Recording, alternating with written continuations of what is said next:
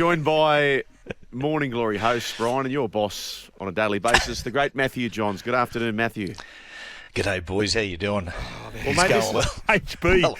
How are you, HB? Why call him HB for? All right, listeners, time to peel back the curtain. So we're on the line talking to Matthew, and was in an ad break, and Matthew was on his earphones, but he was breathing like this, like he'd run up some stairs. Is everything all right? Oh, mate, I'm a little bit under the weather, Fletch, which is a bad sign. I was about to head to Kenny Nagus, but no, just up and down the stairs a few times, mate. I didn't have a shirt on, and I thought, well, if I'm going to be filmed here, I better put I don't want to show the body. No. Well, we've had a few issues with the Skyping today. Oh, right. Everything's gone awry. Yeah. Well, that's I'll just take the shirt off then. Yeah, There take the you shirt go. off. Leave the pants off too. Now, Brian, I've got to give some dallying points out here. Yeah. So, Matthew Johns, Cooper Johns, Jack Johns, according to my daughter, they're in the top 4 Johns of that particular family. But there is absolutely daylight in a Winx-like version. Trish. Trish is number one. Yes. Yeah. So sliding into DMs, Trish and Matty have turned up to Brookvale Oval yesterday to watch Miller play against the mighty Seagulls. Oh. Mate, that is just throw all the dallying points you like Right, at it. okay. Yeah. And she did well. Very, very talented. Very good mover, Joel. Thank you, mate. It was a quality game. It was really, really good. You know, as we've said a few times, the NRLW is it's so good. The league have just got to do a little bit more with it. But she played really, really well too. Very kind of you to do that. Do you good as think gold. Trish will still be a favourite even after, because they've just gone to Vegas, Trish and my wife Brett, they'd be probably over Hawaii at the moment. Oh, yes.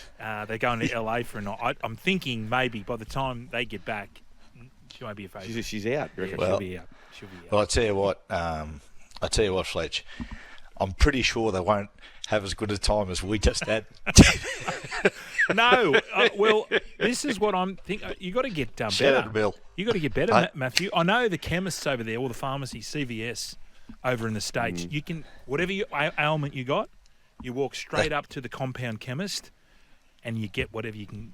You ask for something, and they give you whatever, and it fixes you. I don't know what it is. Have you ever done the drip, and does Yes. that work? Nah, drip doesn't work. Doesn't work? No. But they get there and they get their Moyle and pestle and just go, and they come up with something. Because you know the compounding chemists? Yeah. There's not many of them around anymore. No. Well, over there, they get the grouse. Do you know, a neighbour of mine and good mate, a fellow Tony Fluke. Oh, Flukey, I'll give him a shout out. He's an Novocastrian, right? And his dad, his father, now Flukey's in his 70s. He was telling me back in the day, his father was a compound chemist, right? And he had a pharmacy at East Maitland. Now, back in the day, you know what they used to put in the cough syrup, don't you? Correct. Yes, they used a vital ingredient in cough medicine was cocaine. Oh, really? So Tony said, mate, tip it in, mate, a whole tub worth, and mix it up. And the old man could never understand why people were knocking at their door, at the back door of the pharmacy, at like 1 o'clock in the morning, going, Mr. Fluke, have you got any cough medicine? Well, you know, nowadays, it's a waste of money. Don't bother getting any Cough medicine. Yeah, it's a waste of time and money. It doesn't have not the cocaine in it, but there's an ingredient that used to suppress the cough, but that's been blacklisted. So Really? Yes. Really? Yes. So they're just taking everything out of it. Anything Toot and all. Anything that's Unbelievable. good. Anything that's good. Matthew, I know we've got you only for a little while here. What did you make of the trials over the weekend? Was there any team that stood out for you? I thought the Dragons were actually good, Fletch. I thought they only played the Tigers though. You know that. Yeah, yes, I know, I know, but I thought the aspects of their game were real. I thought aspects of the game were good. Storm was strong. It was some. It's really hard, as you blokes know, to get a gauge on trials, but I think there's some good signs there for a few of the clubs. It was going to be interesting. The Vegas thing is on everyone's minds at the moment. We've said this before, I'm a little concerned about the width of the field.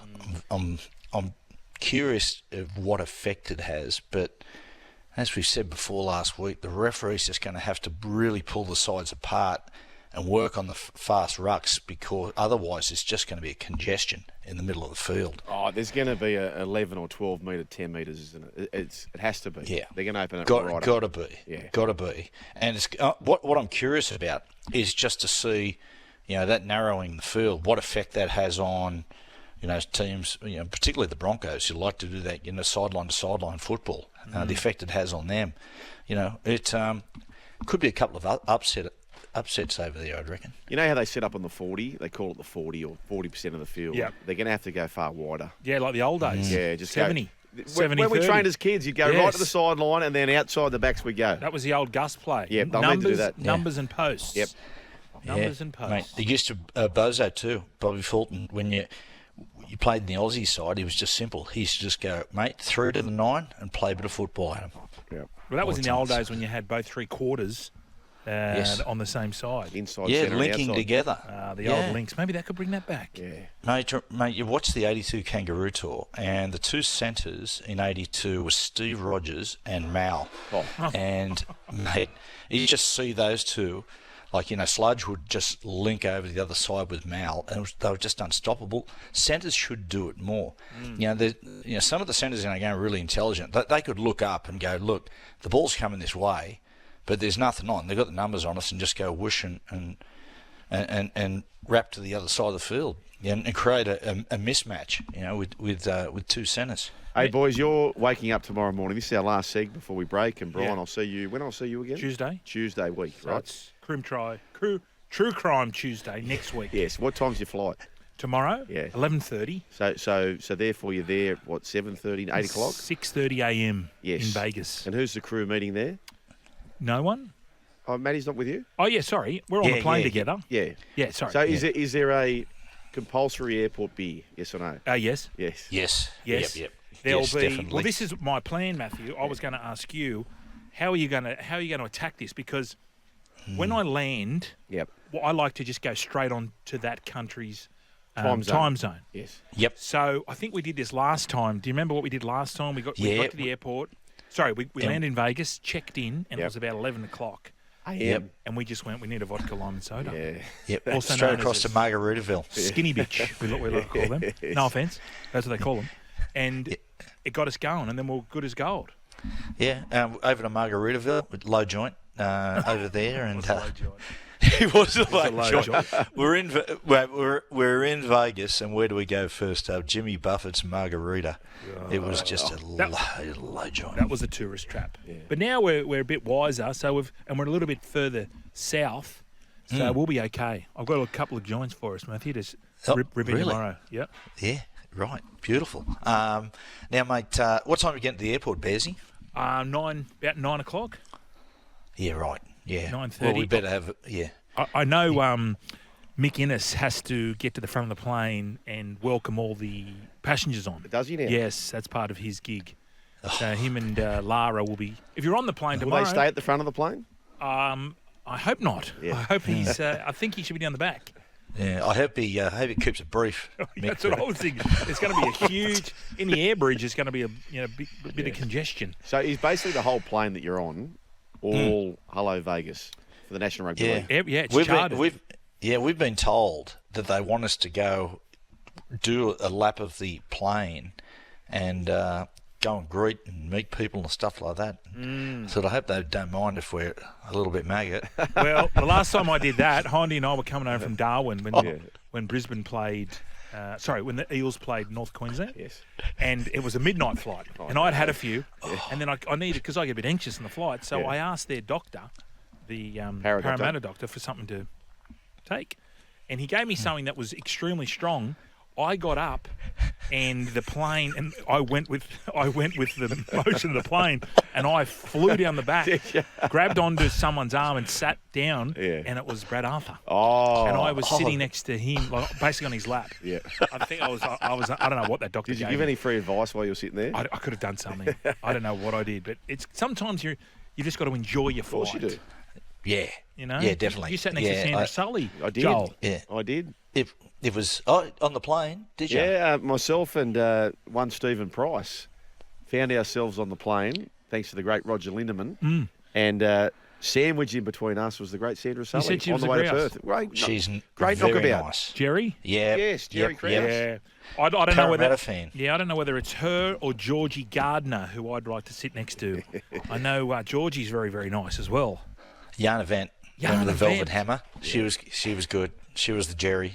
Well, I got a plane story for you. It's not me. The great Mark Richards. So, Wounded Seagull.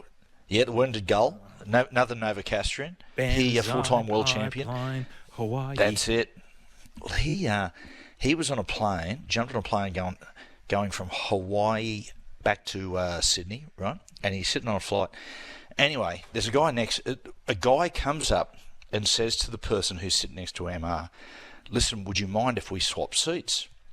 And the guy went, oh, yeah, sure, no hassle. So this guy sits down and says to Mark Richards, I just want to say to you that, you've been my hero. I do a bit of surfing and, it's a pleasure. So they basically chatted, had a few drinks, chatted all the way back. Anyway, when they were about an hour from Sydney, MR said, my God, I'm so sorry. I didn't ask your name. And he said, Eddie Vedder. Oh. Yeah. And, Wow. And they were touring Australia, and he said to MR, mate, would you come to the gig? And MR said, yeah, sure. So MR went down. He said, mate, why don't you come backstage? So MR said, yeah, no worries. He said, mate, just watch the gig side of stage. So about halfway through the concert, he goes, mate, I want to introduce everyone to a hero of mine, Mark Richards. And he said, come on, Mark, come out.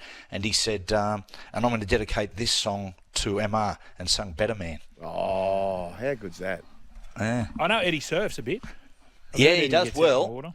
He travels. The great Billy Peden, his local break was Dudley Beach, right? So anyway, he paddles out one day, and MR's out there, and he's chatting to MR, and these other guys out there, and it was Eddie Vedder. I was out there having a surf at Dudley Beach with MR. And Billy Peden, one of the Hall of Fame good guys. I ran into Trent Runciman out at Dubbo the other day. He's in the same category. Matty, got to go. Our show's done and dusted, boys. See you at the airport, Matthew. Thanks again, Good Matty, night. for yourself and Look Trish. forward to it. And boys, Yeah, good on you, enjoy, Joel. as you'd like to call it, Matty, Kenny Kenny Nagus. Nagus.